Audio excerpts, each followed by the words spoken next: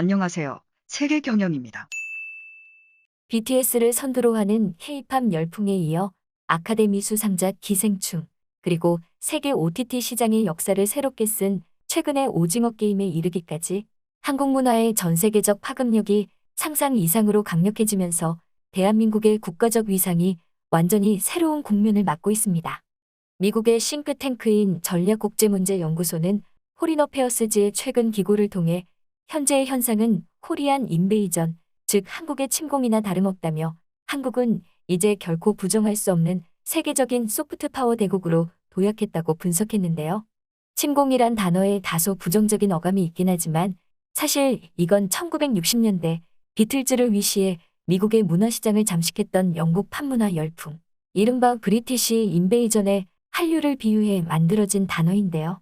실제로 당시 미국의 인구는 2억이 조금 미치지 못했는데 1964년 방미한 비틀즈의 콘서트를 시청한 미국인의 숫자가 7,300만 명, 미국 인구의 40%에 해당하는 숫자였으니 이렇듯 당시 영국 문화가 미국에 미치던 영향력은 어마어마한 수준이었습니다.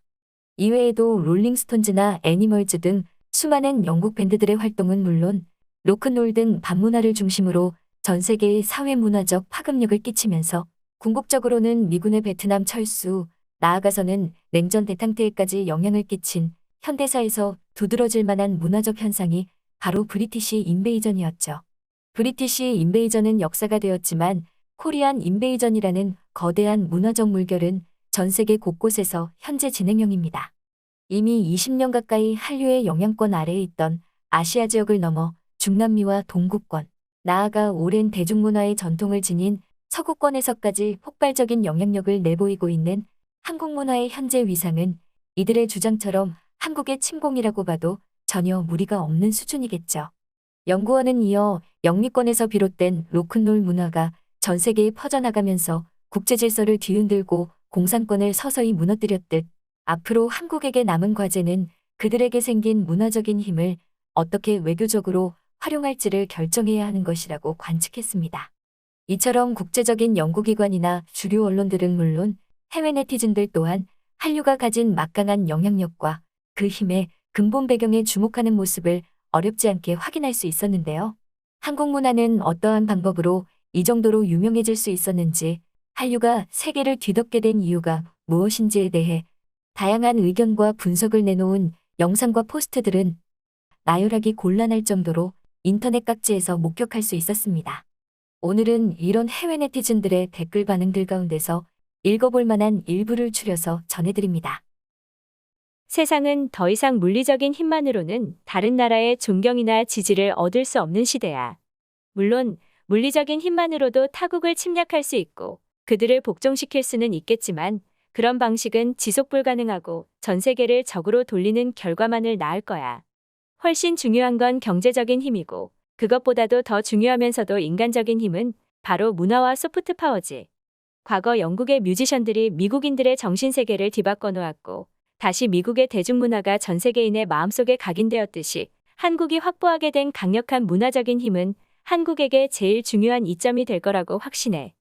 20년 전까지도 많은 사람들은 한국하면 일본과 중국 사이의 나라, 북한 문제 정도만 떠올렸지만 짧은 시간 동안 큰 변화가 있었어. 온라인 접속이 불가능한 사람이 아닌 이상 K-팝이나 한국 드라마를 접하지 않은 세계인은 매우 드물지. 머지않아 모두가 한국하면 정치적인 문제나 경제력보다도 아시아 최대의 문화 생산국으로 인식하게 될 거고 내 개인적인 생각 역시 한국이 지금의 방향성만 잃지 않는다면 미국과 함께 세계의 문화양강으로서의 구도를 굳히게 될 것 같아. 사람들이 좋아할 만한 요소를 모두 갖추고 있었으니까 성공했지. 기성문화의 지겨움을 느끼던 이들에게 신선함을 제공했고 컨텐츠의 품질도 좋은데다가 중독성이 높으니까. 미국에서 아시아 문화에 대한 수요는 꾸준히 있어 왔지만 많은 이들이 지루함을 느끼고 있었어. 일본 문화는 어느 순간부터 애니메이션이나 닌자 정도의 인식에서 멈춰버렸고 중국 문화는 쿵푸나 테이크아웃 저녁 식사 이상으로 넘어가지 못했지. 한국 문화는 이 둘에 비해 인지도가 낮은 점을 오히려 장점으로 파고들어서 사람들의 머릿속에 성공적으로 자신을 각인시켰어. 그리고 그 뒤에는 한국 기업들의 노련함과 자본력, 그리고 한국 정부의 노력이 있었지. 한류가 한국 정부의 의지 덕분에 성공한 거라면 다른 나라들은 왜 그렇게 안 했는데?